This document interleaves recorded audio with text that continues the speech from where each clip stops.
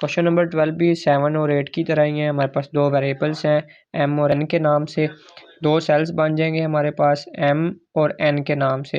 m के अंदर value है हमारे पास 15 और n के अंदर वैल्यू है 4। यहाँ पे आप प्रिंट एफ के अंदर क्या हो रहा है, परसेंटेज डी पहले आर्गूमेंट के लिए यूज़ हो रहा है, यानी कि m का मॉडुलस करेंगे n पे। m की वैल्यू है 15, इसका मॉडुलस करेंगे n की वैल्यू पे यानी कि 4 पे। तो हमारे पास क्या आंसर आएगा, 4 3 12 करेंगे। और हमें पता है कि हमारे पास जब हम रिमाइंडर ऑपरेटर या मॉडुलस ऑपरेटर यूज़ करते हैं तो नीचे वाली वैल्यू यानी कि जो रिमाइंडर वैल्यू होती है वो आंसर में आती है। तो अब हमारे पास अभी 3 आंसर में आएगा और 3 को हम यहाँ पे लिख देंगे।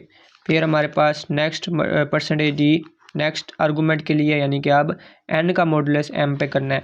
तो हम लिखेंगे n मॉडुलस m।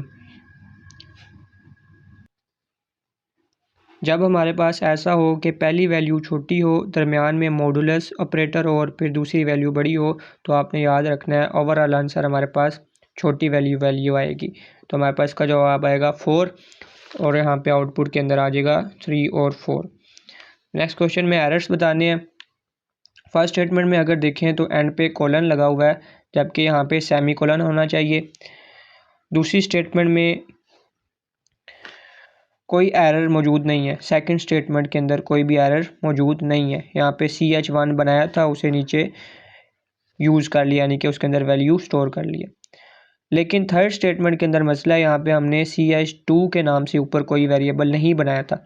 जब वेरिएबल बनाया नहीं है तो उसको फिर यूज़ कैसे किया जा रहा है यहाँ पे, तो यहाँ पे CH2 यूज़ नहीं होना चाहिए। ऊपर वाले 3 वेरिएबल में से कोई वेरिएबल यूज़ हो सकता है।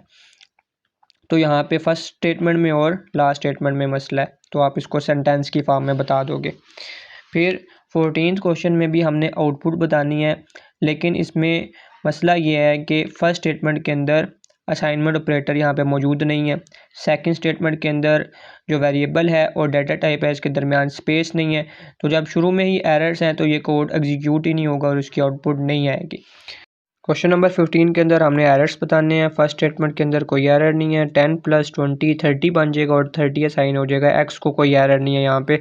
सेकंड स्टेटमेंट के अंदर हम एक्स की वैल्यू ले रहे हैं और स्कैन एफ के ज़रिए जब भी हम किसी वेरिएबल की वैल्यू ले रहे होते हैं तो उसके साथ यहाँ पे एम्परसैंड यानी कि एड्रेस ऑपरेटर का होना ज़रूरी होता है। यहाँ पे एरर है, यहाँ पे एम्परसैंड यानी कि एड्रेस ऑपरेटर मिसिंग है।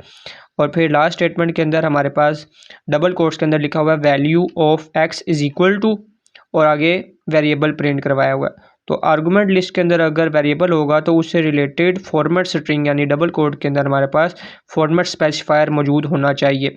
ये वेरिएबल एक्स है और ये वेरिएबल है इंटीजर डाटा टाइप का, इस वजह से यहाँ पे इसको प्रिंट करवाने के लिए परसेंटेज डी का होना ज़रूरी है। यहाँ पे मिसिंग है परसेंटेज डी, तो सेकंड एरर हमारे पास इस कोड के अंदर ये है कि यहाँ पे परसेंटेज डी मिसिंग है। क्वेश्चन नंबर 16 की पहली स्टेटमेंट में 3 वेरिएबल्स बने हुए हैं एक्स, वाई और जी। एक्स के अंदर 2 स्टोर है, वाई के अंदर 3 स्टोर है और जी के अंदर कुछ भी स्टोर नहीं है।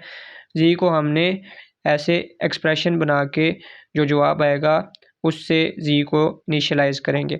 अब x + 5 का मतलब है x की वैल्यू के अंदर 5 ऐड करना है। x की वैल्यू थी 2, यहाँ पे 2 + 5 और यहाँ पे y + 5 का मतलब है y की वैल्यू में 5 ऐड करना है, यानी कि 3 + 5।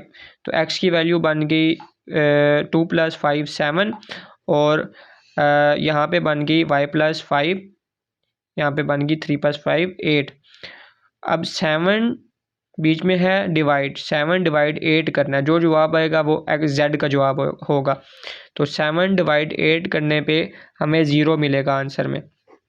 7 को अंदर रखेंगे, 8 को बाहर, 0 पॉइंट में जाएंगे। हमारे पास पॉइंट में जवाब नहीं आता इंटीजर डाटा टाइप का, इस वजह से हम सिर्फ 0 को कंसीडर करेंगे आंसर के तौर पे। और प्रिंट एफ के अंदर क्या कर रहे हैं, हम परसेंटेज डी यूज़ कर रहे हैं इन तीनों की वैल्यूज़ को ऐड करके। अब एक्स की वैल्यू क्या थी, एक्स की वैल्यू थी 2, वाई की थी 3 और जी की वैल्यू है 0।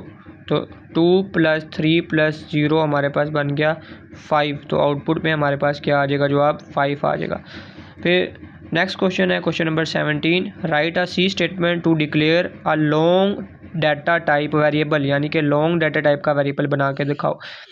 अगर हमने सिंपल इंटीजर टाइप का वेरिएबल बनाना हो तो हम लिखते हैं इंट ए।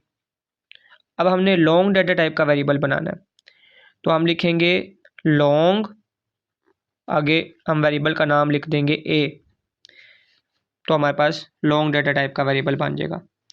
या फिर हम इस तरह भी लिख सकते हैं इंट लॉन्ग, लॉन्ग भी लिख सकते हैं, इंट लॉन्ग भी लिख सकते हैं, इंट लॉन्ग और फिर हम लिख सकते हैं वेरिएबल का नाम ए।